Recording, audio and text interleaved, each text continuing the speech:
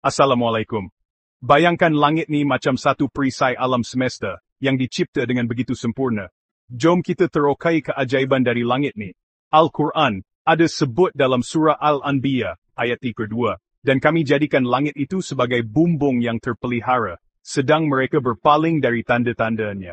Ayat ni menceritakan tentang satu kebenaran yang menakjubkan, yang sains moden baru je jumpa sekarang ni. Atmosfera kita ni bukan sekadar langit biru yang cantik je.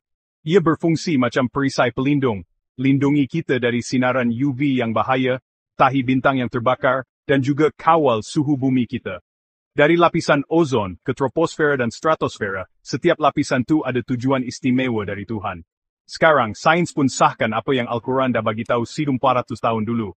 Langit ni bukan saja cantik, tapi ia juga pelindung dong dari Tuhan. Hebatkan ciptaan Tuhan kat atas kita ni, yang dicipta oleh Dia yang Maha mengetahui segalanya.